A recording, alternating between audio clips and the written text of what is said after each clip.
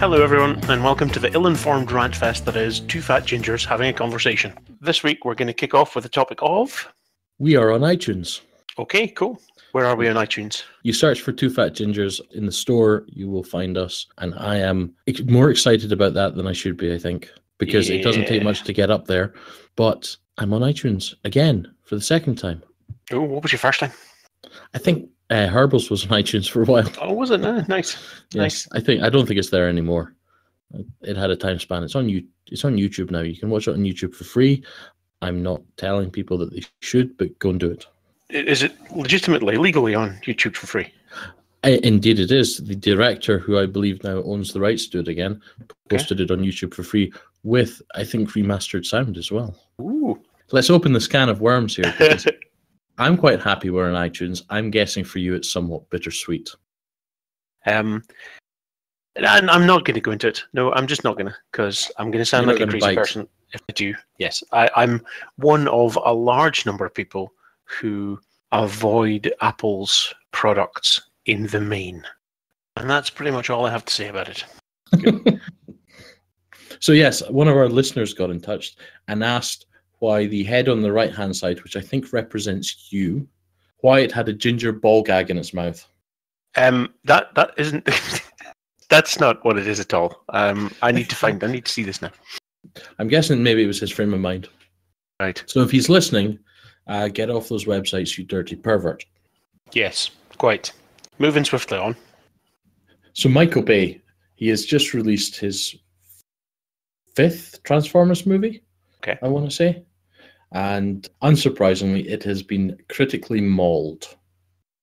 How the hell does he keep making Transformers films? I know they make a lot of money, but at some point, and I think this is his last one, I think he said this is his last one, the Transformers films have been generally utter dog crap. I mean, they really have. The first one had one good scene. I think the third one was probably okay-ish in places. I fell asleep the first time I tried to watch the fourth one. I don't fall asleep in movies very often. Why the hell didn't he tuck his tail between his legs and just take the producer credit and take the money like he did on Teenage Mutant Ninja Turtles? He's a man that confuses me so much. I can't say that I know an awful lot about him, other than that there's a certain style to his films. There is. But I don't know if a Michael Bay film exists that isn't actiony and massively full of explosions. No, but some of them are quite good. I mean, you go back, Bad Boys, that was fairly good. That was a fairly good film. Armageddon, The Rock, Pain and Gain, even, they're decent movies. What this fascination is with making absolute terrible Transformers movies for him, I don't know. I mean, maybe he just thought one day I'll get it right, but it just seems to have gone, the other way. The first one I don't recall being awful. I was thoroughly disappointed with the majority of the film. I think you're right in terms of the quality of the film. Depending on what you look for in films, I guess. It wasn't a particularly interesting story, but it was a Transformers movie. It had the story it needed to have. It wasn't the dialogue was fairly atrocious, I recall, or certainly wasn't anything that stood out about it. And the characters weren't interesting characters. And wasn't there an annoying thing as well? Was there not an annoying little robot? I think that was the second one. Oh, okay. Was that the first one? Bumblebee was the annoying robot in the first one, wasn't he? Yeah. When he talks using his radio. Indeed. But it had the element of wish fulfillment. It was what I wanted to see on the screen, because I loved Transformers as a kid. I watched the cartoon, I had the toys, and seeing the Transformer on the big screen, even after seeing the one in the advert for the car, seeing them transform on the screen like they did was magnificent. It was beautifully done. It looked da bez you. For me, it's almost the opposite, because I loved Transformers when I was a kid. I had the toys, I watched the cartoon. I loved the Transformers movie, the proper Transformers movie. I go back to that first film, and two big problems the Transformers movies that Michael Bay has done have is the central characters of the movies are not the Transformers. The first three films, it's Shia LaBeouf. The fourth film and fifth film, it's Mark Wahlberg. Well, I've read for the fifth film it's Mark Wahlberg. For the fourth film it certainly was. He puts human beings in the center of a Transformers story, and I just think you don't need to do that. You have talking robots. People like the talking robots. We don't need the human element to it, because really our impact on the Transformers world should be almost negligible, because they could squish us like a bug. Yeah. But that being said, we're clearly important to it. Otherwise, why do they try and disguise themselves? I have no idea, actually. Have they done a proper origin? No, I think that this one is the proper origin, and I've read what they're doing with the origin, and it makes me want to vomit in my mouth. Don't get me wrong, I'm still going to go and see this. I'm that stupid, and I have a cinema card, so it doesn't actually cost me anything. But if the origin story is what I've read it is, then it's just the biggest pile of bullshit any story on the screen has ever had. Now, there's a dangler for you. I remember, and this is more from the comic than from the cartoon, but they were fleeing a war and crash landed on Earth and were dormant for a very long time, and then came out of that and saw that there was a population on the planet, and there was a decision made they would need to disguise themselves and pass relatively unseen amongst the population for a reason. I don't remember that ever being explained properly in the movies. Maybe the recent movies, at least. Yeah, maybe it was something to do with the like in Star Trek, you can't disturb the indigenous population and affect their future.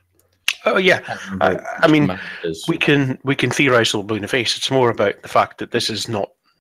That didn't seem to be, or I don't recall that being made a big thing of in the first movie. And I think, as you say, I think you're right. I think it's because Michael Bay made a decision at some point to focus the story around humans. Something that, to be fair, we wouldn't normally complain about in a big budget action movie. No. And indeed, we wouldn't normally complain about that in a Michael Bay movie. No, but in this one, a Transformers movie. Yes, in this one, I think you're missing the point. We already had characters that we could focus on. So do you want a spoiler for the start of this, for the origin? For 5 or the origin? I've got a Google up for it just now. There's very little in there. For the 5. So okay, so for 5. So this is a spoiler alert for everybody, and I take this to be true. I haven't seen it yet.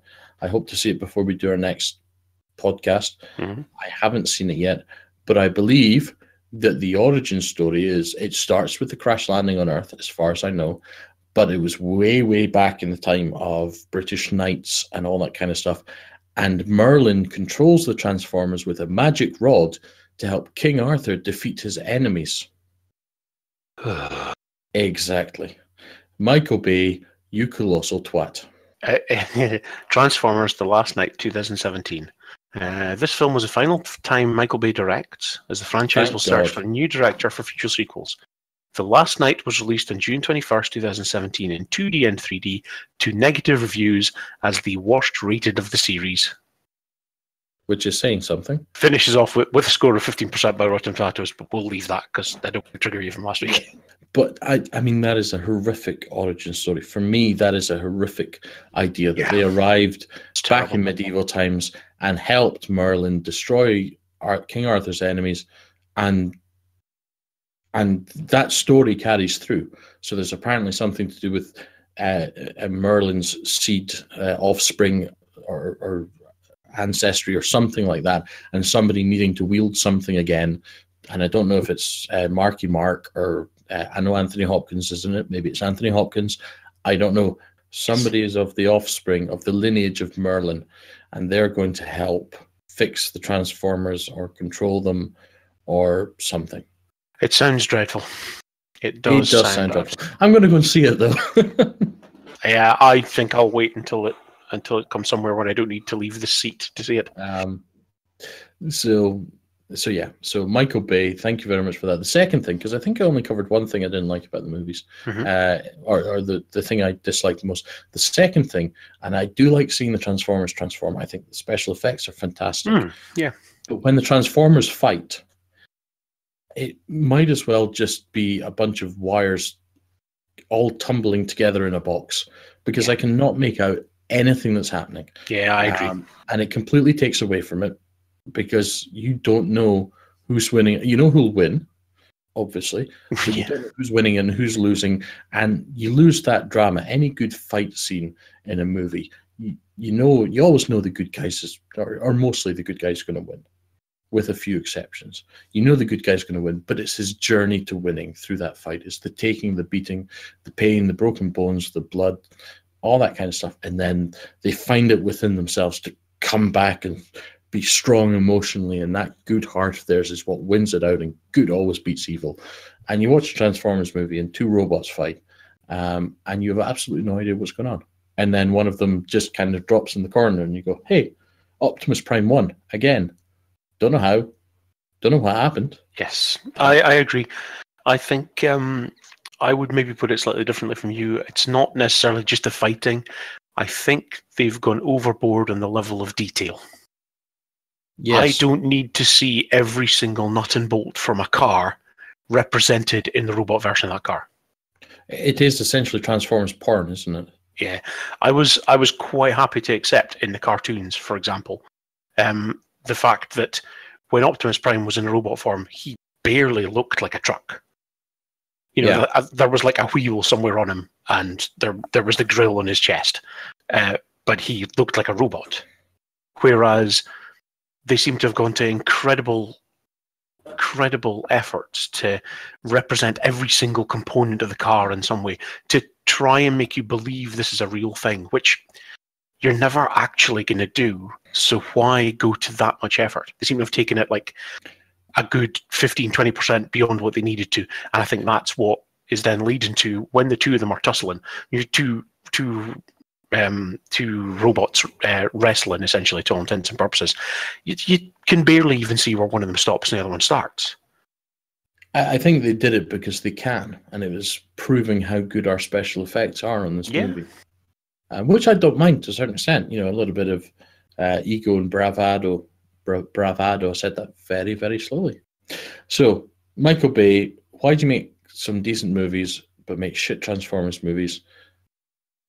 Get right to us and let us know after you listen to this. Michael Bay. The rest of you, I don't care what your opinions are. Michael Bay. I want him to stand up for his art. And I know this is a podcast and not a vlog, and you can't see what I'm doing. But art is I'm using my fingers to make inverted commas around it. I'm just looking at his filmography just now on Wikipedia. He's made some decent films. Not very many. The Rock is okay. Armageddon is decent. I will give you that. Pain and Gain. I've never seen Pain and Gain. You should see Pain and Gain. It's quite good. It's got The Rock in it, hasn't it?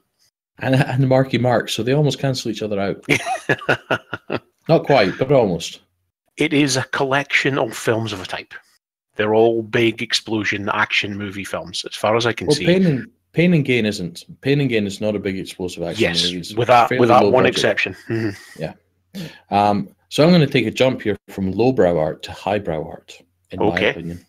Do you have the Amazon Prime? I do. Have you started watching American Gods? I have not. I'm trying to wait till it's finished. It's finished. Is it really? Okay. I think so, yes. I think it was only 8 episodes. I started it yesterday. I've got through 3 episodes, I think, thus far. Excellent. And it is mad as a box of frogs, but I love it. I'm a big fan of Neil Gaiman's work. And American Gods, I've obviously have read. I read quite recently, in fact, just ahead of watching this, because I find after a bit, I get a little confused because a lot of the Neil Gaiman books touch on similar themes, and you kind of wonder, was that character from that book or that book? But so I read the book quite recently, and I thought the casting was inspired. Just using Lovejoy. Ian McShane is brilliant in it. Yeah, it is very. And the guy that plays the guy that works in the meat locker, the Eastern European guy, the Russian guy, yeah. Again, so inspired casting there. It's very violent in places. It's very visceral violence as well. You know, there's a lot of red and spines. Mm-hmm. It's not gritty and realistic violence like Game of Thrones, which is quite grey in its violence. It is very colourful in its violence. It's not Spartacus levels of violence, is it? No, it's not Spartacus levels of violence. Where everything was like a colour apart from the blood, which was just so wildly over-redded. No. But when it goes there, if that makes sense. Mm-hmm. But it's very good. I would highly recommend it for anybody over the age of 18. Mm-hmm. And it also makes me glad that I'm married and I'm not dating anymore. From the book, I know to what you refer. Yes. I don't know, but it's fairly graphic. Yeah. I'm not going to spoil it for anybody. No, there's one scene that I remember from the book, which is almost throwaway in the book. Mm-hmm. And I remember reading it this time thinking, God, I wonder how they're going to film that, and just kind of assuming that they wouldn't. And then I saw reference. Yeah, I saw reference to it somewhere. I was like, goodness me, that's going to be an interesting thing to see. But yeah. My jaw was on the ground when that scene. I'm not easily shocked. And I wouldn't say shocked is the right word. I'm not easily impressed. Yeah. But that was impressive. I have no idea what to expect with this show. No idea where it's going. It doesn't road sign things. No, it does road sign things exceptionally well, but not.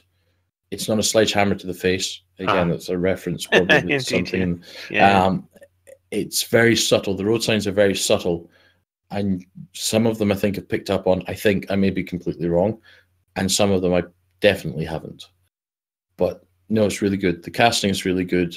It's really well shot. It comes from the production house or the production of Brian Fuller, who was the guy who brought Hannibal to our screens, which I still absolutely hate the fact that Hannibal was cancelled. I loved Hannibal.